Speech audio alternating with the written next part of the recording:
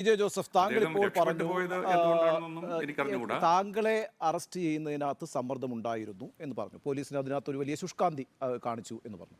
എന്നാൽ സവാദിന്റെ കേസിൽ അങ്ങനെ കാണിച്ചിട്ടില്ല എന്ന് പറഞ്ഞു. താങ്കൾ ഒരു പത്രത്തിന് കൊടുത്ത അഭിമുഖത്തിൽ താങ്കൾ പറഞ്ഞിരിക്കുന്നത് അതിൻ്റെ പിന്നിൽ വോട്ട് ബാങ്ക് പൊളിറ്റിക്സ് ആണ് എന്ന് പറയുന്നു. ഇവിടെ താങ്കൾ ഈ വോട്ട് ബാങ്ക് പൊളിറ്റിക്സ് എന്ന് പറയുമ്പോൾ ആരെയാണ് പ്രതിസ്ഥാനത്ത് നിർത്തുന്നത്? ഇപ്പോൾ 2010 ഈ സംഭവം നടക്കുമ്പോൾ, അല്ലെങ്കിൽ 13 വർഷം മുമ്പ് ഈ സംഭവം നടക്കുമ്പോൾ രണ്ട് മുന്നണികൾ ഇവിടെ കേരളത്തിൽ ഭരിച്ചിട്ടുണ്ടല്ലോ. ഉമ്മൻചാണ്ടിയുടെ നേതൃത്വത്തിലുള്ള സർക്കാർ ഉണ്ടായിരുന്നു, അത് കഴിഞ്ഞ് പിണറായിയുടെ സർക്കാർ വന്നു. അപ്പോൾ ആ അർത്ഥത്തിൽ ആരെയാണ് താങ്കൾ പ്രതിസ്ഥാനത്ത് നിർത്തുന്നത്? ഈ വോട്ട് ബാങ്ക് പൊളിറ്റിക്സ് എന്ന് പറയുന്നത് എന്താണ്? അതിനെക്കുറിച്ച് അത്ര വിശദമായിട്ട് പറയാൻ ഞാൻ ആളല്ല, ഒരുപിടൊന്നുമില്ല. ഏതായാലും ഇന്ത്യയെ പോലെയുള്ള ഒരു ജനാധിപത്യ രാജ്യത്ത്, മതത്തിന് വളരെയധികം സ്വാധീനമുള്ള ഒരു രാജ്യത്ത് ഈ ഭരണ സംവിധാനങ്ങൾ, നിയമപാലനമൊക്കെ അത്ര മുറയ്ക്ക് പോകുന്നില്ല എന്നുള്ളതാണ് എല്ലാവർക്കും ബോധ്യമായിട്ടുള്ള സംഗതിയാണ്. അതായത് ഏത് കേസിലും മതവുമായിട്ട് ബന്ധപ്പെട്ട അല്ലെങ്കിൽ തീവ്രവാദവുമായിട്ട് ബന്ധപ്പെട്ട കേസുകളൊക്കെ വരുമ്പോൾ വളരെ വലിയ സമ്മർദ്ദം ആ കേസിനെ തടസ്സപ്പെടുത്താൻ വേണ്ടിയിട്ട് പോലീസിൻ്റെ മേൽ ഉണ്ടാവുന്നത് സ്വാഭാവികമാണ്. അപ്പോൾ മതങ്ങൾ ഇങ്ങനെ ആധിപത്യം പുലർത്തുന്ന ഒരു ജനാധിപത്യത്തിൽ തീർച്ചയായിട്ടും പോലീസിന് വളരെയധികം പരിമിതികളുണ്ട്. ബാക്കി എല്ലാ പ്രതികളെയും പിടിക്കുകയും സവാദ് മാത്രമാണ് ഒളിവിൽ പോവുകയും ചെയ്തത്. അപ്പം അവിടെ ഈ സവാദിന്റെ കാര്യത്തിൽ മാത്രം താങ്കൾ ഇങ്ങനെ ഒരു സംശയം പറയുന്നത് എന്തുകൊണ്ടാണെന്നാണ് ഞാൻ ചോദിക്കുന്നത്. അവിടെ മാത്രം ഒരു വോട്ട് ബാങ്ക് പൊളിറ്റിക്സ് വർക്ക് ചെയ്യില്ലല്ലോ, ഒരാളുടെ കാര്യത്തിൽ മാത്രമായിട്ട്. അങ്ങനെയുള്ള സമസ്യൊന്നുമില്ല എല്ലാ പ്രതികളുടെയും കാര്യത്തിൽ. പല പ്രതികളും പിന്നെ ആദ്യകാലത്ത് പോലീസ് ശുഷ്കാന്തിയോടുകൂടി കുറേ പേരെയൊക്കെ അന്വേഷിച്ച് കണ്ടെത്തിയെങ്കിലും പിന്നീട് NIAക്ക് മുമ്പിൽ വന്ന് കീഴടങ്ങിയവരാണ് പല പ്രതികളും. രണ്ടാം ഘട്ട വിചാരണയിൽ വിചാരണ ചെയ്യപ്പെട്ട് ശിക്ഷിക്കപ്പെട്ടവരൊക്കെ സ്വമേധയാ വന്ന് കീഴടങ്ങിയവരാണ് എന്നാണ് ഞാൻ മനസ്സിലാക്കിയിട്ടുള്ളത്. ഇപ്പോൾ സവാദ് പിന്നെ എവിടെയെങ്കിലും ഒറ്റയ്ക്കോ അല്ലെങ്കിൽ മറ്റുള്ളവരുടെ പിൻബലത്തിലോ അങ്ങനെ ഒളിവിൽ താമസിച്ചു, അത് പോലീസിൻ്റെ കണ്ടെത്താനായില്ല. അതല്ലാതെ എനിക്കതിൽ കൂടുതൽ DJ ജോസഫ്, അവിടെയാണ് വളരെ പ്രധാനപ്പെട്ടത്. നമ്മളൊരു മതേതര സമൂഹം എന്നുള്ള നിലയിൽ കേരളം, ഇപ്പോൾ ഉമ്മൻചാണ്ടി ആയാലും പിണറായി വിജയനായാലും, നോക്കൂ, താങ്കളുടെ കൈവെട്ട് കേസ് ഒരു ക്രിമിനൽ കേസ് എന്നുള്ള നിലയിലല്ല കേരളം ചർച്ച ചെയ്തിട്ടുള്ളത്. സർക്കാരുകളുടെ പ്രവർത്തനം പോട്ടെ, കേരളം അതിനെ വളരെ ഗൗരവമായി എടുക്കുകയും ഇന്നും അതൊരു ചർച്ചാ വിഷയമാകുന്നതിൻ്റെ കാരണം അതൊരു മതപരമായ കാരണത്തിലുള്ള അക്രമ സംഭവം എന്ന പേരിൽ തന്നെയാണ്. ഇവിടെ പോപ്പുലർ ഫ്രണ്ട് ഓഫ് ഇന്ത്യ നിരോധിക്കപ്പെട്ടതടക്കമുള്ള കാര്യങ്ങൾക്ക് ആധാരമായിട്ടുള്ളത് താങ്കളുടെ കൈവിട്ടാണ്. ഒരുപക്ഷെ കേരള സമൂഹത്തിൽ നിന്ന് അകറ്റി നിർത്തപ്പെടേണ്ട സംഘടനയാണ് പോപ്പുലർ ഫ്രണ്ട് ഓഫ് ഇന്ത്യ എന്നുള്ള ഒരു ചിന്ത വന്നതും യഥാർത്ഥത്തിൽ ഈ കൈവിട്ട് കേസ് തന്നെയാണ്. മറ്റ് സംസ്ഥാനങ്ങൾ നോക്കൂ, നിരവധിയായിട്ടുള്ള അക്രമ സംഭവങ്ങൾ മതത്തിൻ്റെ പേരിലും അല്ലാതെയൊക്കെ സംഭവിക്കുന്നുണ്ട്. പക്ഷെ കേരളം അതിനോടൊക്കെ തന്നെയും അക്കൗണ്ടബിലിറ്റി കാണിക്കുന്നില്ലേ? ആ നിലയിൽ അതിന് ഗൗരവം കൊടുക്കുന്നില്ലേ?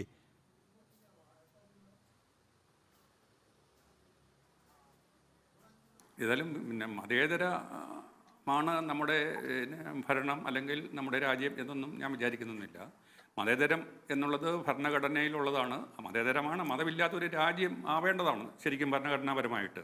മതത്തിൽ നിന്ന് ഇതരമായിട്ടുള്ള, മതത്തിന് ഒരു പ്രാധാന്യവുമില്ലാത്ത ഒരു രാജ്യം എന്നാണ്, അല്ലെങ്കിൽ അങ്ങനത്തെ ഒരു പിന്നെ ഭരണഘടനയാണ് നമുക്കുള്ളത്. പക്ഷേ എല്ലാ മതങ്ങൾക്കും സ്വാധീനമുള്ള ഒരു പിന്നെ രീതിയായിട്ട് ഈ നമ്മുടെ രാഷ്ട്രീയ പാർട്ടികൾ അതിനെ ദുർവ്യാഖ്യാനം ചെയ്ത് അങ്ങനെ ആക്കിയത് കൊണ്ട് ആണ് സമകാലികമായിട്ടുള്ള പല തീവ്രവാദങ്ങളും ഇവിടെ അരങ്ങേറുന്നത്.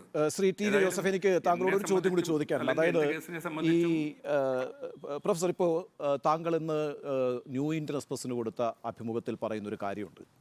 അത് മദ്രസകൾക്ക് സർക്കാർ നൽകുന്ന ഫണ്ട് അത് കൊടുക്കാൻ പാടില്ല, ആ എയ്ഡ് അവസാനിപ്പിക്കണമെന്ന് പറഞ്ഞു. മതനിന്ദ നടത്തിയെന്നതിൻ്റെ പേരിൽ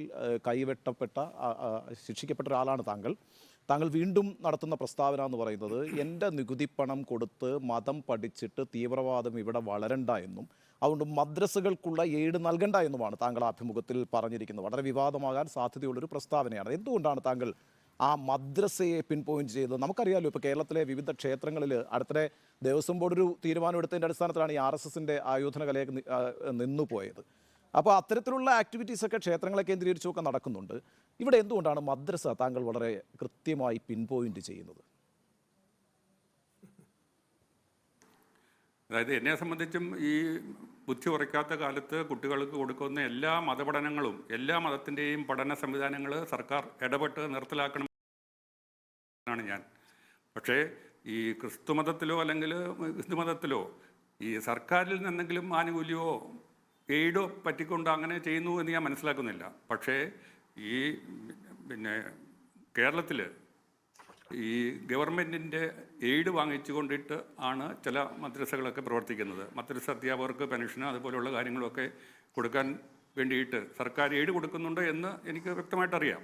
അങ്ങനെ സർക്കാരിൻ്റെ ചെലവിൽ കൂടിയാണ് ഈ മദ്രസകളിൽ മതപഠനം നടക്കുന്നത്. പക്ഷേ മദ്രസകളിൽ പഠിക്കുന്നവരൊക്കെ തീവ്ര നിലപാടുകാരായി മാറുന്നു എന്ന രൂപത്തിലുള്ള ഒരു അഭിപ്രായ രൂപീകരണത്തിലേക്ക് എങ്ങനെയാണ് താങ്കൾ എത്തുക? അത് ഒരു അപകടകരമായ ചിന്തയല്ലേ? താങ്കൾ ഇപ്പോൾ പറഞ്ഞു മതം ഭരിക്കുന്ന രൂപത്തിലേക്ക് ആകരുത് എന്ന്. അത് ഭൂരിപക്ഷ മതമായാലും ന്യൂനപക്ഷ മതമായാലും ആ രൂപത്തിൽ കാണേണ്ടതുണ്ട്. ഇപ്പോൾ താങ്കൾ ഈ പറയുന്ന വാചകങ്ങൾ ആർക്കാണ് ഉപകാരപ്പെടുക എന്നൊരു ആലോചന കൂടി വേണ്ടതല്ലേ? പറയുന്നത് ആ അർത്ഥത്തിലല്ല പറയുന്നത്. ഈ തീവ്രവാദമെല്ലാം ഉണ്ടാവുന്ന മതതീവ്രവാദമെല്ലാം ഉണ്ടാവുന്ന മതത്തിൽ നിന്നാണ്. അത് ബുദ്ധി ഉറയ്ക്കാത്ത കാലത്ത് കുട്ടികളെ മതം പഠിപ്പിക്കുന്നതുകൊണ്ടാണ് അങ്ങനെ തീവ്രവാദികളായിട്ടൊക്കെ അവരിൽ ചിലരെ പിന്നീട് മാറിപ്പോകുന്നത്. അതുകൊണ്ട് നമ്മുടെ മതേതര രാജ്യമായിട്ടുള്ള ഇന്ത്യയിൽ ഒരു കുട്ടിയെയും ഒരു മതവും 18 വയസ്സ് അതേ പ്രായപൂർത്തിയാകുന്നതിന് മുമ്പ് അടിച്ചേൽപ്പിക്കരുത് എന്നാണ് എൻ്റെ തീവ്രമായിട്ടുള്ള അഭിപ്രായം. അത് മദ്രസകളിൽ നിന്ന് മാത്രമല്ല, സൺഡേ സ്കൂള്, ക്രിസ്ത്യാനികൾ നടത്തുന്ന സൺഡേ സ്കൂളുകൾ അതുപോലെയുള്ള ഏത് മതപഠനവും പ്രായപൂർത്തിയാകുന്നതിന് മുമ്പ് നടത്തുന്നത് സർക്കാർ തലത്തിൽ നിയമം കൊണ്ടുവന്ന് നിരോധിക്കണമെന്നാണ് എൻ്റെ അഭിപ്രായം. You are watching Reporter Evening Show.